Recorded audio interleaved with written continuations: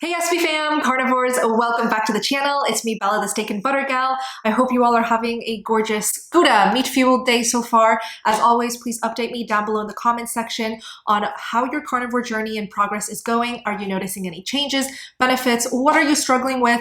Let me know down below in the comments. Today's guest is Dr. Kevin Stock. He has been carnivore for about 5 years now. His specialties lie in pediatric dentistry as well as dental sleep medicine. Dr. Stock is also extremely passionate about fitness. He's experimented his whole life on how to gain muscle and lose fat. So we are going to deep dive into everything Dr. Stock has learned and discovered about fat loss, muscle gain, body recomposition, the carnivore diet, and all things dental health. I also wanted to announce that Dr. Kevin Stock is going to be one of my June guest speakers in the Steak and Butter Gang Challenge. So if you guys want to ask him your personal questions, your detailed questions regarding dental health, fitness, nutrition, Dr. Stock will show up for a whole hour live on Zoom just for me and my Steak and Butter Gang members to answer our questions, to enlighten us, and to share all of his knowledge. You can join us in the challenge and meet Dr. Stock live on Zoom with the URL on the screen. Just go to sbgmeetup.com to read more on the details and sign up.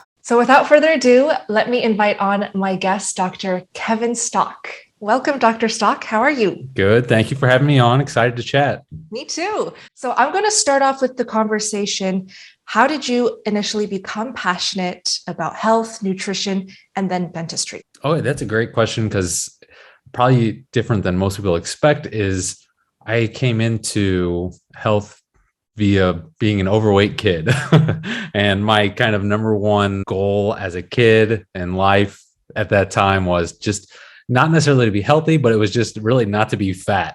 So all like the kind of the self-conscious, low self-esteem kind of things that brings on in that childhood age. And I'm talking like 8, 9, 10, 11, 12 years old. So like young childhood overweight. And so that was my motivating thing that launched me into basically a lifetime of interest and research into health and more diet experiments than I would care to admit. But through all of that, I feel like I learned a lot, especially around fitness. We say health and fitness in one breath, which I got quite fit, but I would not say I was super healthy. Health and fitness was actually putting the health into that statement. And how that led into dental health is a great question. And a short answer is in high school, I was figuring out this health stuff. I leaned towards the sciences anyways. One of my best friends in high school, his dad is a pretty prominent physician here in St. Louis.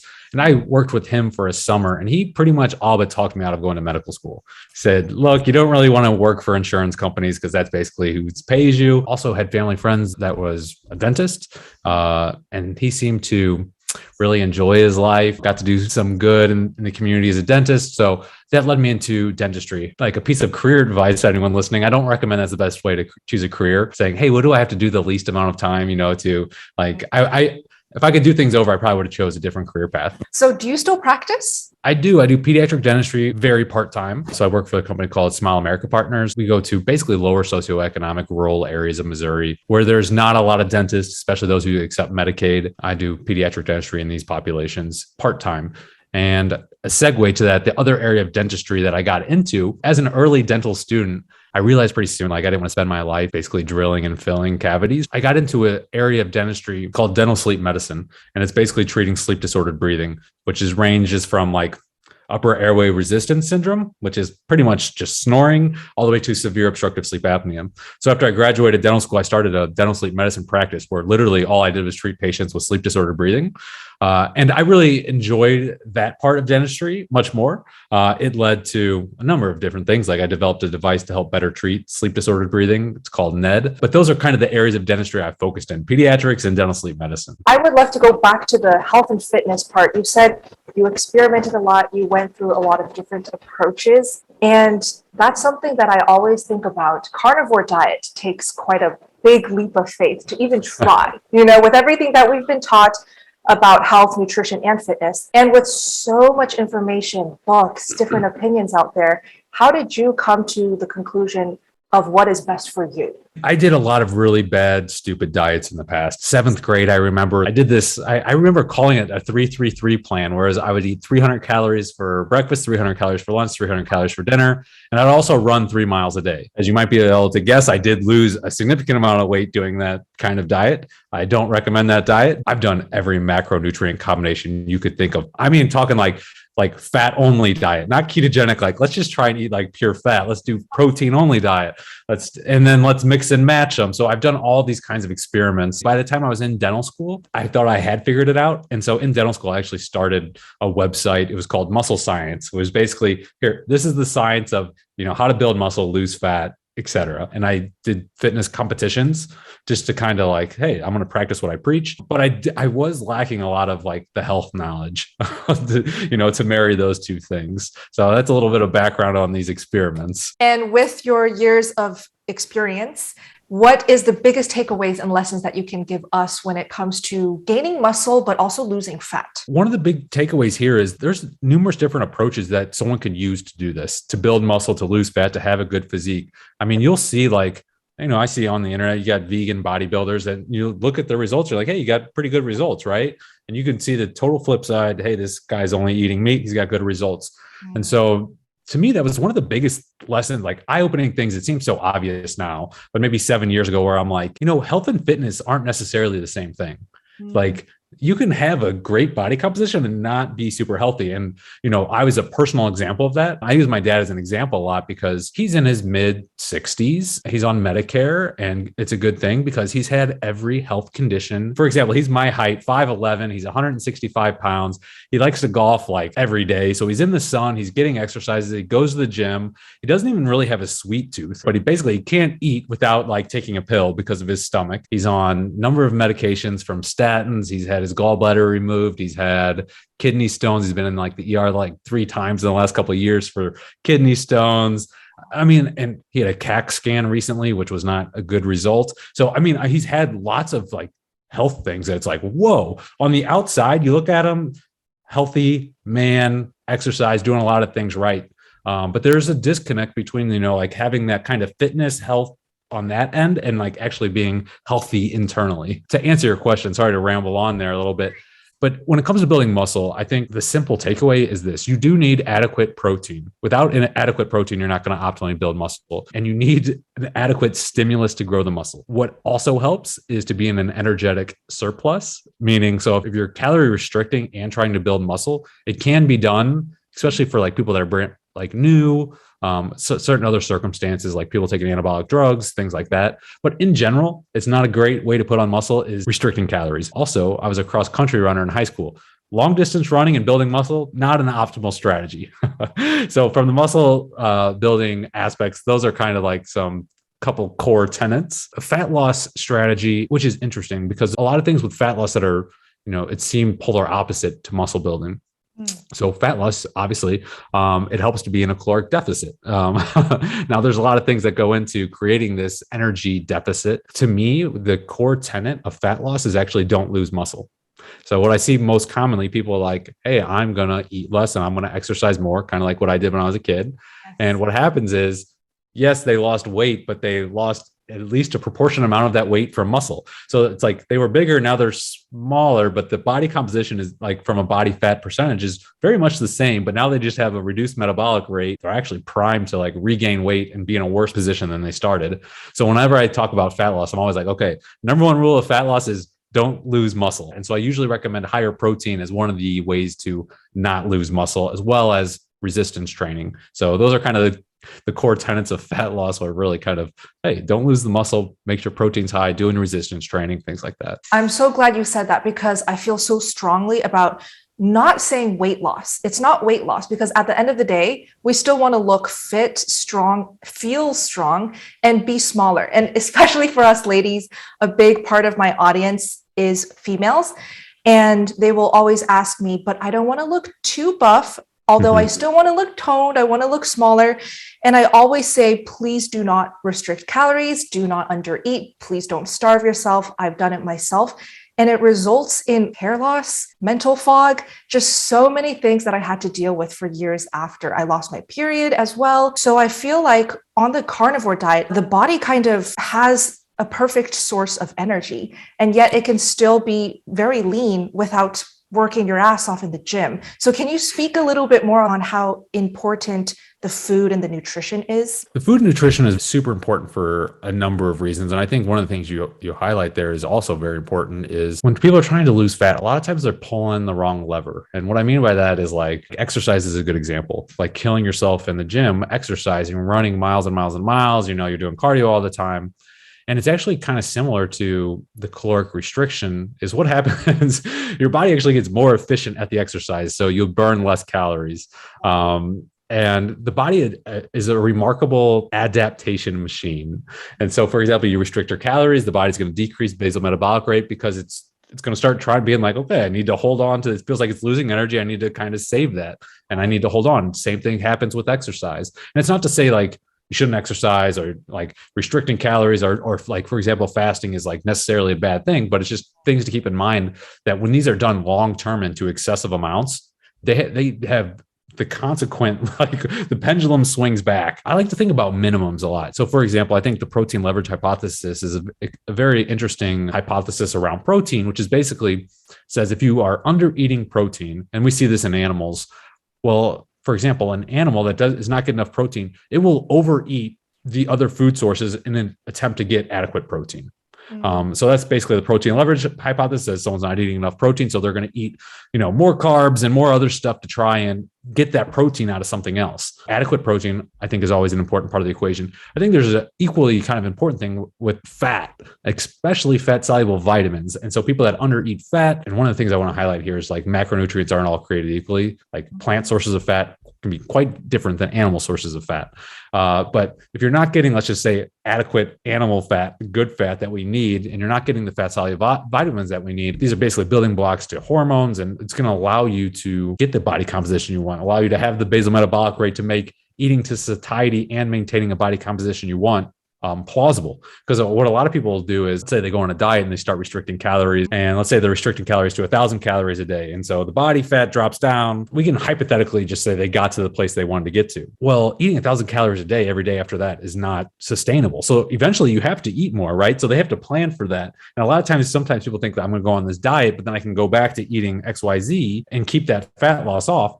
But what makes up that food is going to make it possible to eat till you're satisfied and have a body composition you want. Starvation is not a long-term strategy. Like if you are starving yourself to try and get to your goal, that can be fine, but it's not a long-term strategy to maintaining that body composition. Exactly. I always try to tell my audience, don't go for the quick fixes. Try to go the route where it's actually going to stay. The results will be permanent and effortless to maintain. And this is something that I kind of learned when I stopped being vegan. I was vegan for 6 years, led to a lot of horrible health issues. And then I decided to eat meat, ultimately go carnivore. And I learned with how my body felt and how my hunger settled down that carnivore can be a really long-term solution to meet all of my goals. I want better mental clarity. I want to be productive and efficient when I'm, at the piano for hours a day. I also want to look good. So that kind of solved all of my goals.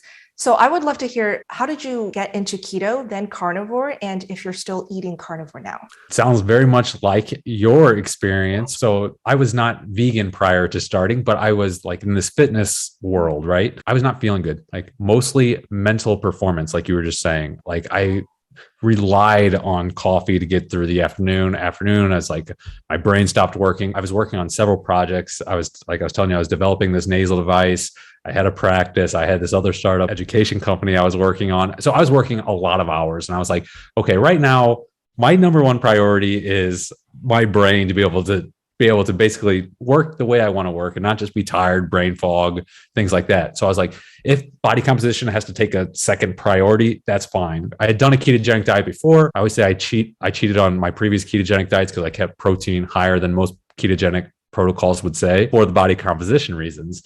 So this time when I remember this very vividly, 6 or 7 years ago, I was like, I'm going to do ketogenic diet. I'm going to do it right. Meaning I'm going to limit my protein to 0.75 grams per pound of lean body mass or whatever it was. high fat, and we're going to see what happens. Well, long story short is I lost a lot of muscle mass. I didn't necessarily feel all that much better. So I was losing the body composition. I wasn't getting the benefits, but I had done lots of nutrition research. And one of the things that I had researched, but largely neglected, is these plant phytotoxins that could be causing issues.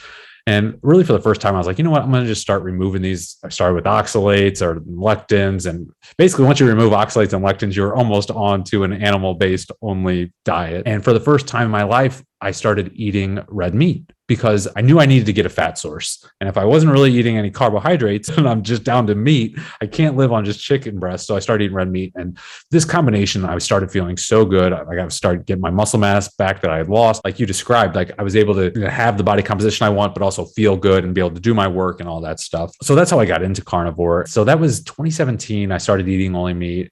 2018, only meat. 2019 is when I first reintroduced some plant-based foods for the first time in several years, adding in various different foods to see how I react, see which ones I do the best with, which I don't do good with, which leads me to today where I would say 80 to 100% of my diet is beef on a daily basis. The 0 to 20% would be adding in eggs. If I'm doing seafood, which I don't do much, but shrimp is something I throw in here and there. Pork and chicken a little bit here and there. If I'm doing something with body composition. So if I'm going to try and get super lean, or if I want to try and super bulk, maybe play in with various of the plant-based foods that I found that I personally do best with. What I do is I just buy, there's a couple of local farmers, and I just buy half servings of cows, several times a year. I'm actually very curious about some of the data and what you felt, the consequences that you went through when you were experimenting with adding back plants. Because a lot of my audience, they're hardcore carnivore. Like this is the way that they feel the best. They're sticking to it.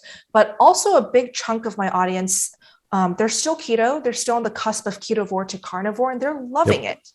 So what type of plant foods did you see good results with, and which types of plants did you not? And I do think, to preface this, and one of the things that you kind of hint at with your audience is like the best diet, I think, for someone is going to be something that's going to be sustainable and fittable and fits in their life, right? Even if, let's just say, 100% hardcore carnivore, high fat carnivore, I think is ancestrally appropriate. Even if that is the best, but someone does fine and they add in some of the other foods and it makes it doable in their life, it's far better than just throwing the baby out with the bathwater, which I see. I thought I used to see it a lot, but it happens all the time. It's like, I'm hardcore carnivore, I had something and now I'm standard American diet. I'm like, that is that's a big change. You can dial that back a little bit. But I do remember the first thing I experimented with was honey, because I wanted to test a pure kind of just carbohydrate. So I didn't want to be like, I want to limit a source of phytotoxins and be like, what is just like basically a pure carbohydrate kind of going to do to me? And I thought honey, as far as like a natural source of food, would be the close to the best thing I could test. And I remember I had all these expectations around it and none of them were met. I did not have a better pump in the gym. I did not have more energy. I did not crash. It was just like, And so this experiment with honey took place over the course of a week. It was like several tablespoons a day. And so that was the first one. And then I went back to pure carnivore for several weeks to reestablish a firm baseline. And then I tested, I want to say it was blueberries, because I wanted to test fiber and carbohydrate. And, blueberries was a very similar kind of experiment and nothing super noticeable, positive or negative. The first real negative experiment was with sweet potato. It was pretty much like a fast kind of reaction where my gut just didn't feel good. But when I test something, I'm very like analytical with it. I'm kind of like that left brain person.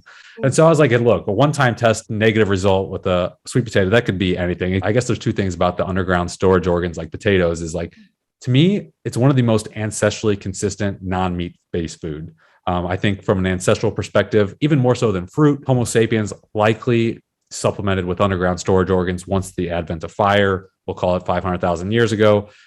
Even though those underground storage organs were much more fibrous than the ones we have today. So I'll preface what I think that's one of the reasons why I tested those in early, because I was like, this is one of the most ancestrally consistent foods that I could test. And consistently, fruits, I've been hit or miss. I don't feel as good, like digestion, mostly gut bloating kind of thing. Potatoes are consistently the one plant-based food where I tend to feel the best, actually. And I just brought this up to kind of portray a false positive. A false positive meaning like it is consistently been one of the only plant-based foods, potatoes sweet and white potatoes, that if I bring in, I tend to do fine. Now I do peel them, I do cook them to death when I test them in, because I want to get rid of as much of the phytotoxin that I can. And worth mentioning though, like I said, tubers, much different today than they were back then. Fruits, very much different today than they were back then as well. But from like an ancestral consistent perspective, to me, it makes sense. Species are designed to eat a certain way. Homo sapiens were never eating vegetable oils, like not like, so to say that's like an ancestrally consistent food, like obviously that doesn't make any sense.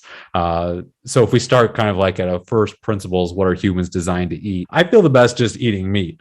If I do test in plant-based foods, the one plant-based food that I tend to do the best with has been potatoes. I do have concern about that. So let's just say, for example, someone's like, I heard Kevin say he likes meat and potatoes. I'm going to eat meat and potatoes. Well, I do have concerns with eating potato once here and there versus eating potatoes every single day. Because like one of the things we're talking about is these glycoalkaloids, which can bioaccumulate like as well as oxalates. So it may seem like not a problem until it is. And so that's one of the, I mean, that's the hard thing about nutrition is, hey, I eat some ice cream today. It felt great, no problems. And then it takes 10, 20 years of eating, a bad diet where you're like, oh, I'm getting, overweight and diabetic and such. And with this whole like mindset of, but we don't know if 20 years down the line, if there's going to be issues that arise. And coupled with the fact that carnivore diet, there's just not that many studies on it. Right. Do you think that should be a concern for us carnivores? There's a few ways to think about this. One is to think about this standard American diet is like basically a gigantic nutritional experiment that is clearly failing. Okay, yeah. So you can just go with that over the last 50, 70 years and be like, this is a diet experiment that has not been done. We're inventing these foods. Vegetable oils are a classic example, but also if we look at things like, high fructose corn syrup, and I like looking at ancestral perspective, the grains, these were not consumed most of human history. One is we're doing a dietary experiment right now. We can look at charts and just look and see what diabetes is doing, look and see what obesity is doing, look and see what heart disease, chronic diseases of modern civilization are kind of like doing this curve up. And so it's failing. And so you can say, look, I'm going to jump on board with this failing diet. Or, I could try something else. Like you say, there's a lot of things that we don't know. People are like, hey, you're eating a carnivore diet still. I'm like, yeah, kind of, but it does depend on how you define it. Because I drink coffee. I've taken it out. I've brought it in. I do not think coffee is a health food, but I do think it is a good example of one of these things where, I've read a lot of the research around coffee, but it is one of those things where most people that drink it every single day. And in a low dose, like, once here and there, the body can detoxify it. No big deal, right? But it's one of those things that if you do drink it every single day, day in and day out, is there bioaccumulative adverse consequences? So to me, the most dangerous thing in my diet is not the 2 to 3 pounds of red meat I eat. It would probably be like the coffee I drink in the morning. But I do take it out, bring it back in. I do drink it because I like it, as well as some iron concerns. I had blood work done a while ago. My ferritin was high, which is the way we store iron. And I thought that was curious. Ferritin is classically high secondarily to like to some kind of chronic inflammation. It could actually just be like some kind of infection where the body sequesters iron, stores it as ferritin. But my iron was high, and I was like, maybe it was a one-off thing. I got to test it again. The ferritin was still high again. I was like, that's interesting because my inflammation markers were very low. I was like, what's going on with this? And the rational kind of mind would say you're eating lots of red meat, which is high in iron, so you're going to have high iron stores. But the thing is, we have this hormone called hepcidin, which regulates the amount of iron absorption. So theoretically, even if you eat a very high iron diet, you shouldn't be absorbing all that iron. Okay, so anyways, long story short, I got a genetic test. I have this polymorphism in this, it's called the HFE gene, which can cause basically the upregulation of iron absorption. And so my ferritin was high, but at the same time, I was like, coffee, high in phytic acid, usually a bad thing. And it can actually inhibit iron absorption. So I was like, if I drink coffee with my morning beef, maybe it'd help, block some of this iron absorption. Yeah. Maybe that's just an excuse I use to keep coffee in the diet. But that's one of the reasons I do keep it in. While I don't think it's a health food, I'm not convinced it's going to kill me prematurely or adversely affect me at this time. Yeah. If it does, that would be the one thing I look back in 50 years and be like, I was wrong about coffee. It was worse than I thought. But what are your thoughts on organs? Do you eat nose to tail? Early on, in the carnivore journey, I did basically 6 months strict beef muscle meat only and water. And so I had removed coffee at that time. And then I was like, I want to test other meat-based foods, one being, liver, one being seafood, basically all the other kind of animal-based foods, just to be like, hey, I'm just curious to see if I notice anything different. I did great on beef, muscle meat, and water. Like I did fantastic. I tested in these other things. Subjectively, didn't notice much of a difference. There's a number of ways to look at this. One of it is it adds variety. So a lot of people say, hey, I need variety. So look, like eating animal-based foods, you can eat a lot of variety. What I currently do is, like I said, I buy a cow and I just eat the whole cow. It comes with organs. I eat the organs. I eat the whole thing. I know too many people that don't eat any organs that just absolutely thrive. That said, liver is, by nutrient density, perhaps too nutrient dense in some aspects. It's a great thing to include in the diet. Like I would say, why not? Unless you had, for example, liver is very high in vitamin A, fat soluble vitamin. If you're eating a pound of liver a day, I think that could be overdoing it with regard to that. A lot of people are concerned about gaps in the carnivore diet nutrition. And it's like, hey, maybe I'm not getting enough calcium, for example. All right. So I'm like, look, if you're concerned about it, why don't we just alleviate this concern? We could put dairy, see how you do with some dairy in your diet, right? We have these concerns, like you were saying. We haven't done these long-term experiments. There's a lot we don't know. And if someone's concerned about this vitamin or this mineral that they might be low in, but it's in this part of this animal, let's just go ahead and put that part in. If nothing else, it helps alleviate people's fear. They feel better about it and more likely to stick with it. I'm all for it. So a lot of people will try to supplement with actual, supplements for these vitamins. Do you think that's a good idea to supplement? Calcium, I worry a lot about people supplementing with calcium, because we should think of these as like a double-edged sword, because calcium is important. It plays vital roles in our bones and teeth. But it also is what clogs our arteries. So we get a calcium artery scan. It's measuring the amount of calcification in the artery. Okay. And so fat soluble vitamins play a very important role in this. And so, for example, vitamin K2 and vitamin D, these are fat soluble vitamins that help determine where that calcium is going to be deposited. Is it going to go towards his bone and teeth and making, a strong skeletal structure, or is it depositing it in soft tissue like arteries and leading to atherosclerosis? Yep. And sometimes we try and micromanage this process and think we can outsmart our body by supplementing with vitamin D or supplementing, like, for example, you supplement, like you said, people are supplementing with vitamin D. How many of them are supplementing with vitamin K2 then to balance that? And if you aren't, how much K2 to D should you be taking? There's a ratio there. I've done a lot of research in this area, and it's not, I can tell you, it's not crystal clear. To me, it is very clear. If you're supplementing with D, you should be supplementing with K2. What should that ratio be? There's these fat soluble vitamins work synergistically. So taking too much of one can cause a deficiency in the other. I'm not a fan of supplements. I feel like you can do more harm than good. And I think a lot of actually supplemental research says the same thing. Like we look at people who have taken vitamins, and there's big studies on this, and it's like, oh, they have increased risk of mortality, which to me is super significant, because usually someone who's taking vitamins, that study would suffer from, the healthy user bias. Like people that try and be healthy are the ones most likely to take vitamins. So they're the ones most likely exercising, not smoking, not drinking. And for them to have a decrease in mortality is like saying, whoa, that's really interesting. I would much rather just get it through whole foods and let the body and nature kind of settle this. It's remarkable. Nature provides much of the things that we would try and supplement. Let me give you an example of the calcium.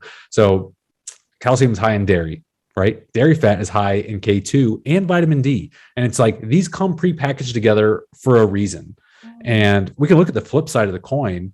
For example, like seeds, fat in seeds. They're high in polyunsaturated fats. Polyunsaturated fats are easily oxidized, cause a whole host of problems in human health. But these come prepackaged with vitamin E, which is an antioxidant that's going to help prevent the oxidation of these unsaturated fats. And so this is just a way of like in nature, it seems to take care of a lot of the vitamin mineral balances when we're eating it in its natural, normal forms. But when we try and micromanage that, it gets dicey, complex, because the body's a complex system where all the vitamins and minerals kind of like, they work in this synergistic matrix, right? And so you just start dumping one in, thinking you're balancing something out, when really like it's affecting the whole everything, right? My general rule of thumb is, I'd much rather get these things in whole foods than supplements. Let's actually transition into teeth and dental health. Yeah. So here is where I will pull up all the questions that I got. First one is, I have heard the mouth is the beginning of good digestion and health. Can you elaborate on that? Yeah, I like to say like the mouth is like kind of the window to what's going on the inside. Because like if we see, cavities and periodontal disease and the bones being eaten away and your gums are bleeding, yep, it's like, what do you think is going on inside, right? So as a dentist, we have like most doctors you go to aren't able to see with their naked eye, like, let me go take a look at this organ, right? So like as a dentist, I'm able to see like the pathology right there. And so there are a lot of things that we can see in the mouth that can, like, I think like gingivitis, periodontitis. If you look at the correlations with this, and I'm carefully use the word correlation, not causation here, but like gingivitis, periodontitis, and rates of diabetes, as well as neurodegenerative diseases, like there's very strong links with all this. And so, yeah, a healthy mouth is a good indicator of, at least one indicator of a healthy body. Now, there are things that we do in dentistry or in oral health, like brushing your teeth, that could potentially mask problems. So example, you eat a lot of sugar, but hey, you got great oral hygiene. Maybe you can get away with it, right? Whereas like you can't necessarily scrub your intestines and make sure you clean all that stuff out. A good example is your teeth. You eat too much sugar, causes these bacteria to ferment to create this acid environment that erodes the enamel, basically how cavities form. But there's another side to this story, and that is the tooth's defense from the inside. And so someone that easily gets decay is a good indication of one of two things, probably both: bad diet, but also there could be problems with the diet from the inside that is not able to prevent that decay, because it's very much like our immune system. If you're exposed to a virus, well, if you have a strong immune system and the body just fights it off, you asymptomatic and you may be inoculated, you never even knew it. Similar thing with like the teeth. I could go eat some sugar right now because my teeth have a strong immune system, strong like defenses. I'm not going to get cavities right away. So it does tell a bit of a story, like the health of your teeth versus, what's coming in. And we could talk about Weston Price's work, who was a dentist, just an absolute pioneer, who in the 30s traveled the world and, took thousands of pictures of these indigenous people eating traditional diet. And this was at the time of basically modernization, modern foods entering the diet. So he had a firsthand look at these people versus these people. He was able to equate like the oral health, so like cavities as well as malocclusion, which is like crowding the way your teeth fit together.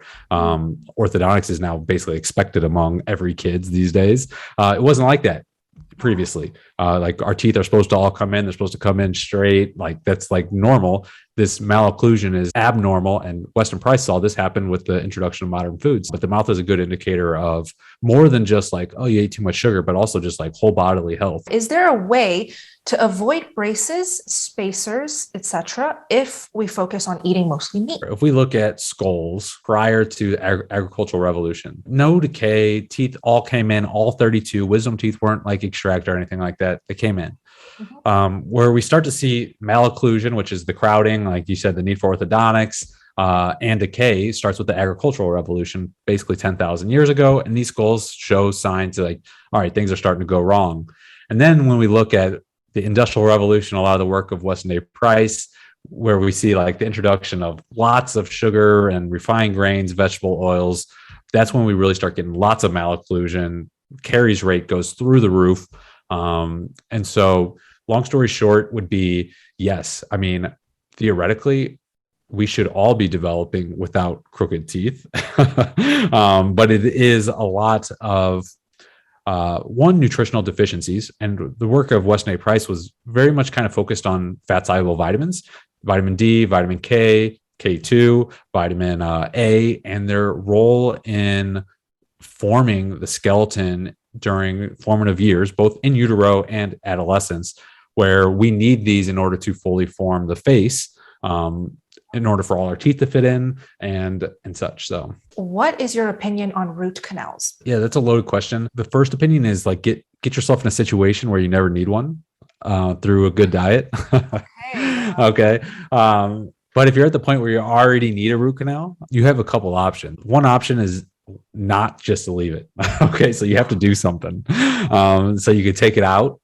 All right. And then if you take it out, well, do you want to replace it? Okay. Because a lot of people just don't want a hole there. Right. So then you got to think, well, implant, or you need some kind of prosthetic that's going to replace that tooth. Okay. So you have to think of all these alternatives. I'm just bringing this up because sometimes people are like, root canals are bad, but then they don't consider the alternatives, which can also be not ideal. Right. Because if you do an implant, you got to screw. You can do a piece of titanium, but there's different metals, and different metals can lead to different leaching and stuff that other people can be concerned about. A lot of people are concerned about root canals because it's basically you leave a dead tooth in your mouth, right? They clean out the roots, and basically you leave that tooth in there. It's dead. It took out the nerve supply and the blood supply to the tooth.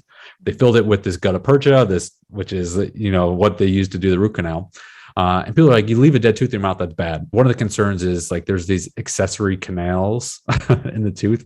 Maybe I'm getting into too much detail here, but when they remove the tooth, the blood supply and the nerve, these accessory canals don't always get removed. And because they don't get cleaned out, bacteria can come and start infection there. The long story short of this whole thing is keep good oral hygiene so you don't need this situation. The second thing is, well, you have to consider the alternatives if you do need it. Okay. What's the pros and cons of an implant, if that's what you want to do, versus the pros and cons of a root canal, or versus, just like I said, kind of like a prosthetic where a tooth is connected to a plate, which is uncomfortable. But overall, none of the options are as good as your real natural tooth. So I would do everything possible to keep those teeth healthy. So next question, when a tooth is filled, is it still alive? Yes. A dentist will fill a tooth, and a very simple kind of quick analogy would be a tooth being like an apple, where the skin is the enamel. The meat of the apple it's called dentin. And then the core is where the blood supply is where the nerve is. That's called the pulp. And a cavity, when it's just in the enamel, it can remineralize, which means you can still save it, meaning you don't need a filling yet. If you get your act together, start eating high nutrition, take care of your oral health, you can stop it. But once it gets into the dentin, it's a softer part of the tooth, and the cavity can really expand much quicker. So as a dentist, we're trained, if it goes to the dentin, we need to get that cavity out. We need to replace, we need to put a filling in there. But even if we do that, the tooth is still alive. The tooth is only dead if we're doing a root canal and we take out that nerve and blood supply in the pulp. What impact does a low inflammatory diet like carnivore have on TMJ? It could definitely help, just like kind of the malocclusion that we're talking about. TMJ is frequently because our jaws, our maxilla is the top jaw, our mandible is the bottom jaw. If these do not fully form, it's going to leave our temporomandibular joint here functioning not ideally. If we're already grown up, there's not much we can do about really growing these to their potential.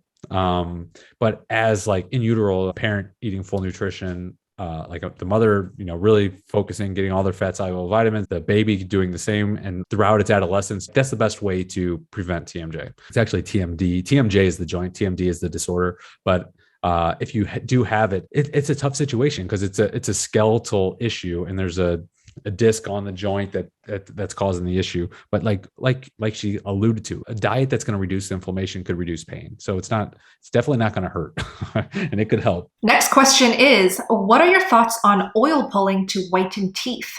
To whiten teeth, it can help a little bit, but I wouldn't expect like outrageous, like super white teeth from oil pulling. A lot of times people use it as more of like a cleaning kind of antibacterial kind of solution, which not a lot of evidence behind it. I don't think it's going to do any damage. If I would do it, I would use like a coconut oil, not like a seed oil. I've heard anecdotal, like game-changing kind of stories. So I'm not like one to say, don't experiment. By all means, the research I've read on it is conflicted at best. And how toxic is fluoride toothpaste? Well, we talk fluoride toothpaste versus fluoride.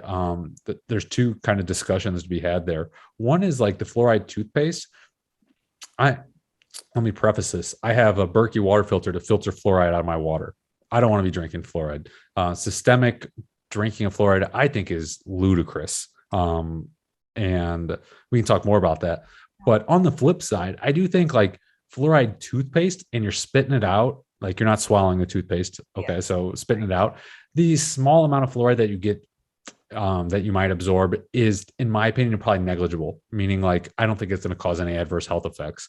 I do think people drinking fluorinated water day after day, week after week, month after month, year after year, for years and decades can have negative consequences. That's one of those things I just totally disagree with, because I don't have a choice where I live here. They fluoridate the water. So I'm like, that's what I have at the tap. So I got to spend money to get that fluoride out of the water. Now, just one last thing to say about this, though. I mentioned I do rural dentistry throughout Missouri, and there are towns where they fluoridate the water and there's towns where they don't fluoridate.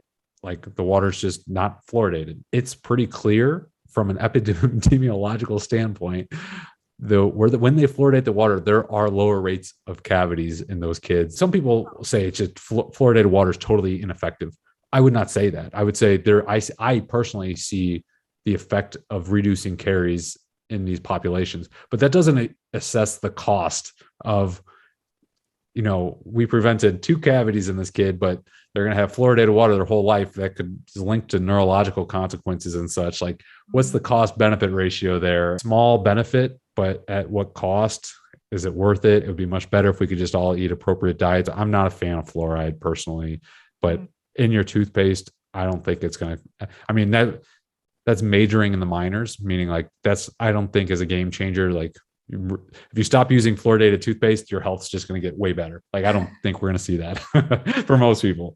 And could you repeat what the filter that you used is called? Berkey filter. Not super cheap, but it's one of those things I was like, this is worth it. It's a Berkey. There's other things like reverse osmosis systems, which tend to be quite expensive. Like if you could have those in your house, but that's what I would do if I was buying a house or building a house or something like that. But Berkey filter is a good option. And the last question I'll wrap up with: swallowing with very little chewing, what effect does it have on the body and the digestion? And how important is chewing overall? That is a very interesting question. And I was thinking about this similarly the other day, because someone was asking about raw meat versus cooked meat. There's this assumption that I don't know where it came from. And I need to do more research on this. But the assumption is cooking meat somehow makes it more bioavailable, which I have not personally found to be true. Okay, so I've eaten meat very rare. People consider raw. That's actually, I like it very, very rare. Just a quick sear. From an energetic perspective, does it take more energy to digest raw meat versus cooked meat? I doubt it. It's significant. And I doubt there's much of a change in absorption. I do think cooking is significant when we talk about non-meat based foods and digestibility. Like I was talking about earlier, we really want to cook not meat based foods, 1, to detoxify them, 2, to make them more digestible. We do see certain things like in eggs, where if you cook the yolk, it becomes more bioavailable. If you just swallow versus chew, I'm not convinced there's going to be a significant difference. We have these teeth for a reason, to start the digestive process, to make it easier on kind of like, we have these very acidic stomachs. So that a lot of the work is going to be done in the acid of the stomach. I think it's interesting. And I think it's related to cooked versus uncooked. And my intuition is telling me there's not going to be significant differences, but it's an interesting experiment. Dr. Stock, thank you so much for your time. I do want to give you a chance to share where people can find more of you, how they can work with you if they'd like to. Well, thank you again for having me on. Yep. Anyone that wants to learn more, it's like I'm on all the usual social places. I write a weekend newsletter. It's called the Saturday 7. If they want to get that, you can get it at kevinstock.io, or I run the site meat.health. And so they can find it at both those places. If you guys want more of Dr. Stock and his knowledge and a whole hour with him live on Zoom to ask him your personal questions, he is going to actually be a guest speaker in my next 30-day carnivore challenge. Please feel free to read more details on the June challenge, to sign up and to have access to all guest speakers. I host these challenges every single month, but each month features very different guest speakers. The entire guest speaker lineup will include Dr. Kevin Stock, Dr. Joan Ifland, the expert on breaking food and sugar addiction, Sally K. Norton, the queen of oxalates, oxalate dumping and oxalate toxicity, and Brett Lloyd, the thankful carnivore, who is all about mental health advocacy and the carnivore diet. So June is going to be an excellent month of covering very different aspects of health. You will also have access to 8 hours every single week of meetings covering just fat loss, fasting, Carnivore 101 for our newcomers on how to begin and thrive on the carnivore diet, health concerns and blood work on the carnivore diet, and of course, the beloved community calls where we can connect with each other, inspire, and share our updates. So I hope to get a chance to meet you all and cheer you guys on in the next 30-day carnivore challenge.